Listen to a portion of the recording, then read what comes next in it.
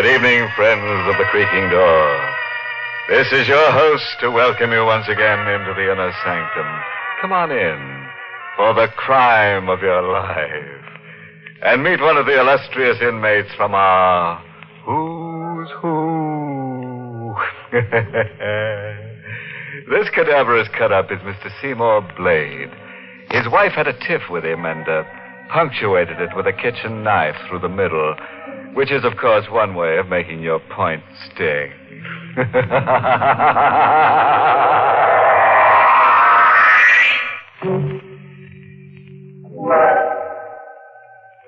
All right, then, lend a fear now to some grim happenings and hear what kind of profits our star Boris Karloff in the role of Mark Devers reaped when he put up Death for Sale.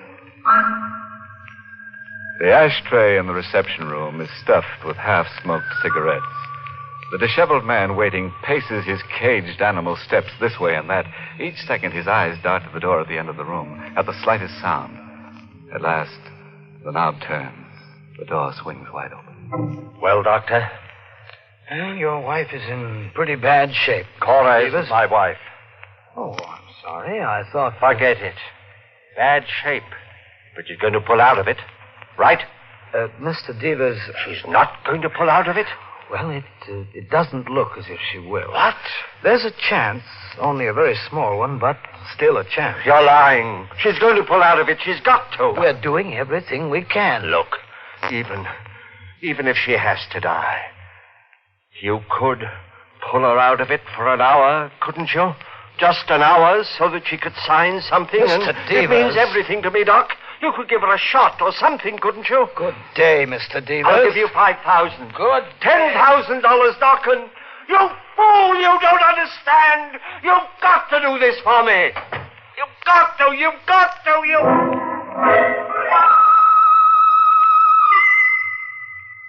The doctor doesn't understand. He'd do the same in my case. So would you. So would anybody. $50,000. I was 1 hour away from $50,000. Money that belongs to me. My money that I waited 7 long years for, and I won't be cheated out of it. 7 long years. It all seemed so simple then, so sure. We had a perfect plan for $50,000, and nothing was going to keep us from it, and nothing did. Up to 3 weeks ago. That was when Cora called me at the office. I just thought she was imagining things again as she had right along. I told her so, but she said no. This man was watching her night and day. He is, Mark. He's outside the house right now. Oh, come now, Cora. I tell you he is. Oh, you're just imagining things again. Why don't you try to... I'm not imagining anything. He's right outside the house across the street, and I'm... You'll be positive after 7 years? I know I've been wrong before, but this time I'm sure Elliot's come back and... What? The doorbell just rang. Who is it? Evelyn? I suppose so. We're supposed to go to the movies together. Good idea. Take your mind off believing everyone you see is Elliot Starnes. You're not coming home, then? Not till I've finished at the office. All right, Mark. Suit yourself. Goodbye, darling. Give my best to Evelyn. Mark? Oh, all right, I'm coming. I was on the phone, Evelyn. Well, aren't you going to ask me in? Oh, of course. After all these years, you've probably forgotten who I am. Allow me to introduce myself. My name is Elliot Starnes, your beloved husband. Elliot, you're supposed to be... Dead? Yes, I know I'm supposed to be, Cora, but as you can see, I'm very much alive. I knew it was you this time. I know it. I think you better ask me in, don't you? After all, it isn't very often that a husband comes back from the dead. Back from the dead. That's what he was, all right. And when Cora called me this time, I didn't say I couldn't leave the office. Yes. All right, Cora, pull yourself together. But, Mark, you don't understand. Oh, yes, I do. You've been scared for the last 7 years, and you're going to go on being scared for the rest of your life. He wants $5,000 more to disappear again. Well, I didn't expect him to come back just to say hello. Of course he wants more money. What are we going to do? He knows that we collect that $50,000 insurance money 3 weeks from now. He says if we don't come through with his 5, he'll go straight to the insurance company and don't be a fool. He's in this thing as much as we are. He won't do anything to spoil his chances. All he wants is money. The longer he's around, the more chance we take that somebody might recognize him. Mark, we can go to jail. We've waited a long time to get our hands on this money, and I don't expect to be cheated out of it now. You're going to give him the $5,000. I don't know. Maybe. But nothing. When did he say he's coming back? Tonight. After midnight. All right. I'll be here. We'll handle Elliot once and for all, and after this time, there won't be any coming back. I guess no matter how carefully you plan, there's always that one small thing you fail somehow to cover. 7 years before, I was sure we'd covered everything. And it was clever. Really clever. The law says that if a body isn't recovered after 7 years' time, a man is declared legally dead. So we found us a body, Cora and I did. We found Elliot Starnes and sold him on death for $5,000. Sure, I'll do it. I'll marry Cora and then disappear. For $5,000, you can sell me on anything. He married Cora, and a little while after the policy was issued, his automobile was found at the bottom of Ridgely's Pond. Oh, the police dragged the water for days, but naturally didn't find the body, and the insurance people exercised their right to withhold payment till Elliot was declared legally dead. I understand, gentlemen. And I don't even care about the money. All I care about is that my poor husband is dead. It was clever, all right, and Cora put on a good act. We knew we'd cash in while others had failed because we weren't anxious. We were willing to wait for 7 years. And wait we did. It was a perfect plan. Nothing was going to keep us from it. Nothing except...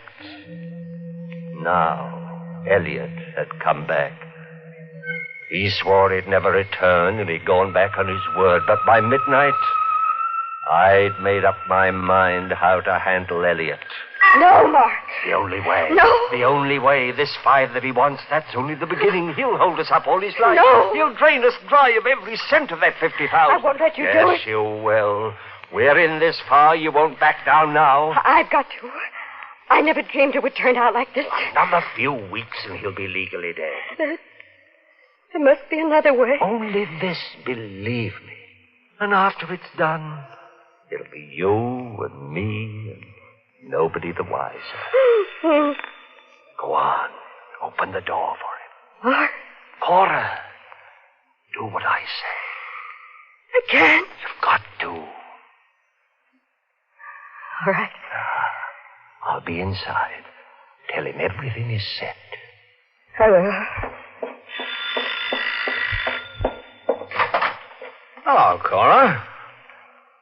Oh, won't you come in, Elliot? Thank you, my dear. Don't mind if I do.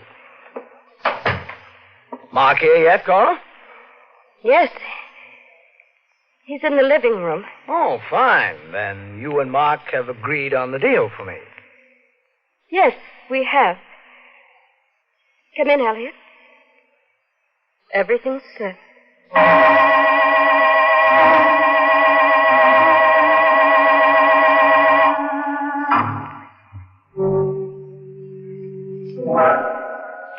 So Mark is waiting for Elliot in the, you'll pardon the expression, living room. Whatever happens to Elliot actually serves him right. After all, here in the Sanctum, we don't go for live people walking around as if they were ghosts.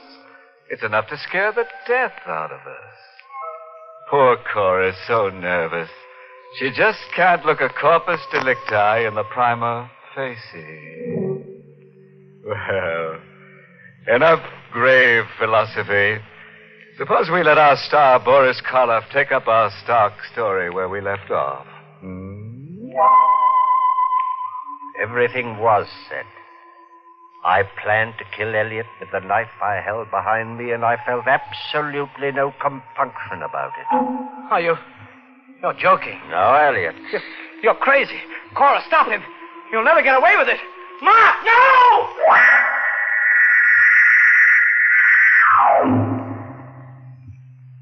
I buried him in the back of the house. I say I did, because Cora wasn't much use to anyone that night or for several days afterwards. She got over it, as I knew she would. She got over it when she realized that I was right, that we had gotten away from it. And no one could ever know, and no one would miss him. She got over it when I reminded her that in just one more week, we'd be sharing that $50,000. Just 1 week.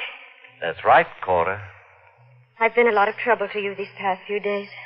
I am sorry. Oh, forget it. It's all over. Yes, it is. I'll feel a lot better when the money's actually ours. Somehow, way in the back of my mind, I feel that maybe we won't... Look, darling, it's as good as ours now. There's nothing left in the way, not a single thing. 1 week. That's all. Oh. Now, wouldn't you know? You expecting anyone? No, Evelyn? not at this hour. Well, whoever it is, get rid of him. Yes, darling. I'll get rid of them. Yes? Mrs. Stein? Yes? Mrs. Elliot Stein? That's right. I want to talk to you. Here's my card. Well, I'm sorry. I'm busy right now. Too busy to see me. I can promise you that. Oh, now, see here. Nice card, ain't it? Real fancy engraving. Mrs. Elliot Stein. That's right. I'm the woman Elliot married after he disappeared 7 years ago. Now, I don't think you're going to be too busy to see me after all. Do you? Maybe it's fate. Maybe it's all in the cards. You work hard. You think out a plan that's letter perfect.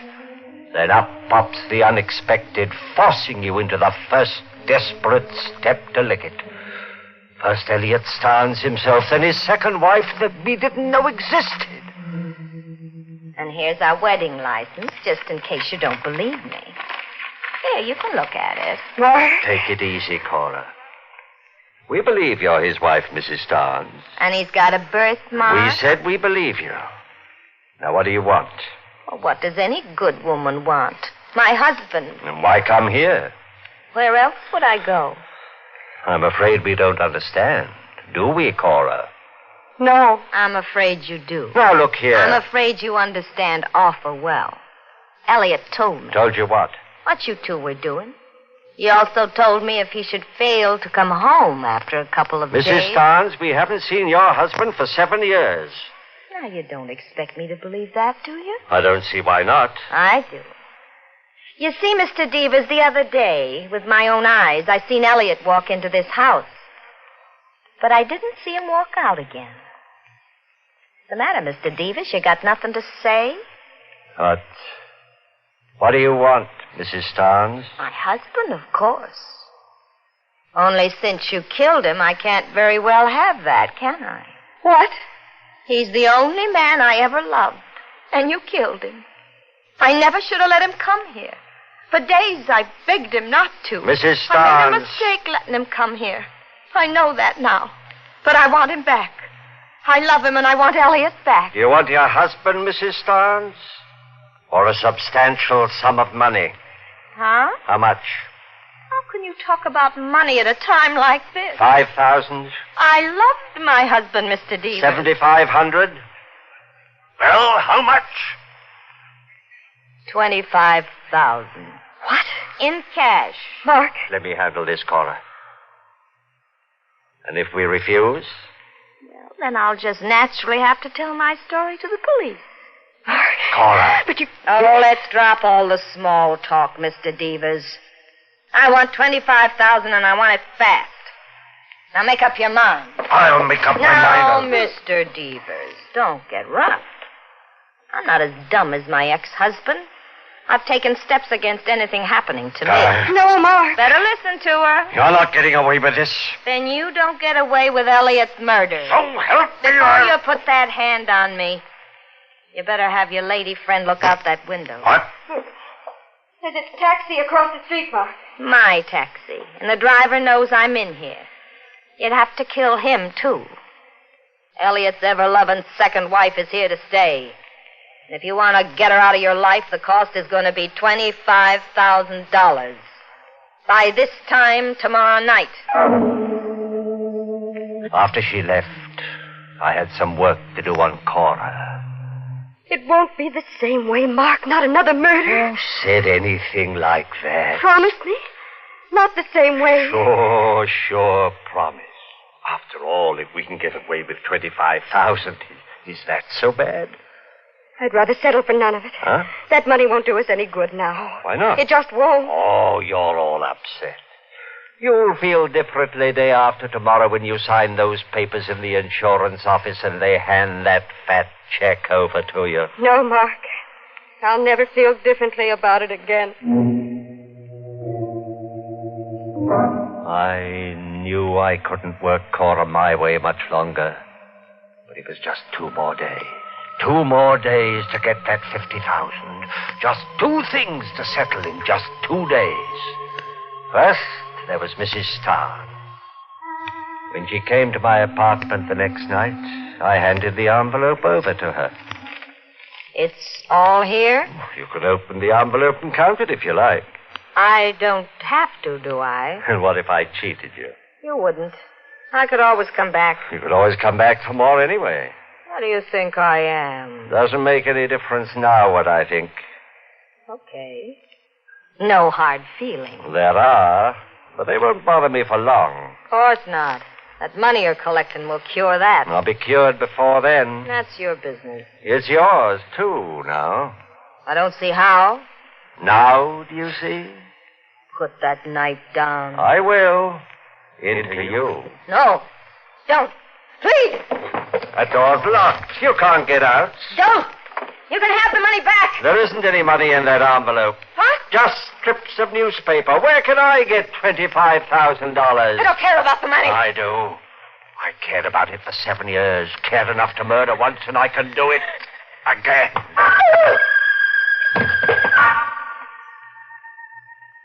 Now, Mrs. Starn, I've no hard feelings towards you. None at all. Just 2 things to take care of in just 2 days. The first, Mrs. Starnes was taken care of, and the second was now just an hour away. The $50,000 was waiting in the insurance office for Cora. All she had to do was sign her name on some papers to get it. Oh, you can imagine how relieved I was as I sat next to Cora when she drove to the insurance office. But it was different with Cora. Cora didn't say a word. There's nothing left to say, Mark. Oh, money will make you talk, Cora. You wait and see. After you get your hands on the... Hey, you're taking the wrong street. No, Mark. Sure you are. This is the way. It's the only way left for us, Mark. Huh? We're driving straight out of town. We're never coming back. There'll be no more murders. Cora. I know you killed that woman. Now, where did you ever get that idea? I paid her and she left. I was outside your apartment house last night. All right. So you know now. What did you expect? I couldn't let it all go down the drain, not after 7 years? Turn the car around. No. You're going to sign those papers. I want that money. It's too late, Mark. Like fun it is. Let go. You're turning this car around. Mark, the wheel, let go.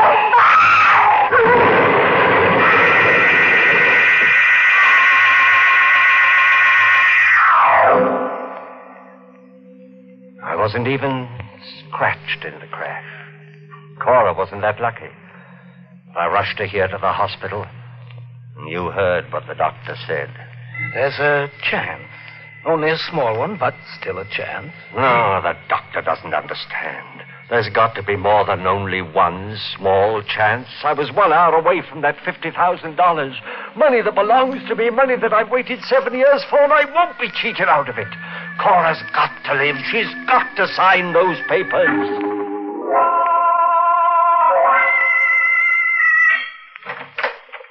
Well, Doctor? There's someone waiting for you down the corridor, Mr. Devers. What about Cora? There's still a chance, isn't there? No chance at all anymore. You're lying. The gentleman is waiting. You're lying. She's not dead. She can't be. The gentleman is from the police. She asked me to call. The lie. She's not dead. Mr. Devers, try to understand. She is... No! It's not true, and I won't listen to you. She's got to sign those papers. You've only got to keep her alive another hour. You're a doctor. You can do that. Mr. Devers, 7 please. years. Don't you understand? I can't let 7 years go down the drain. 7 years. It can't turn out that way. No.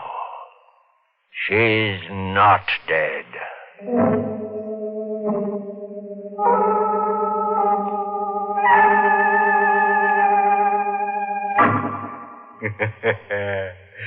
So Mark's 50,000 went down the drain after all. And Mark went down the hatch of a scaffold. You know, I can't feel sorry for Mrs. Starnes.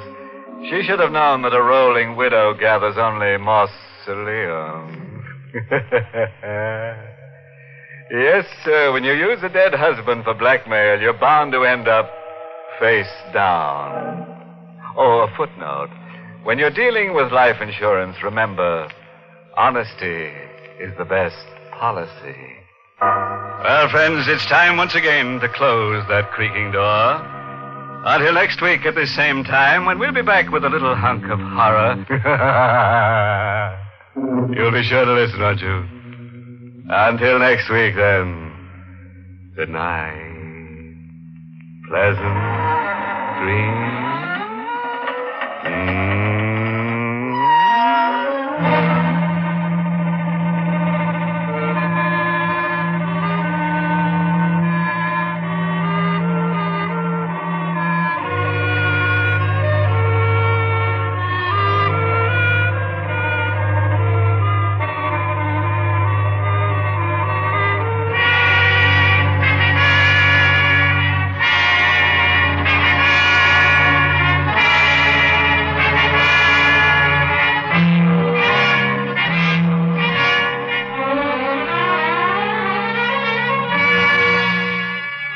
Inner Sanctum has come to you through the worldwide facilities of the United States Armed Forces Radio and Television Service.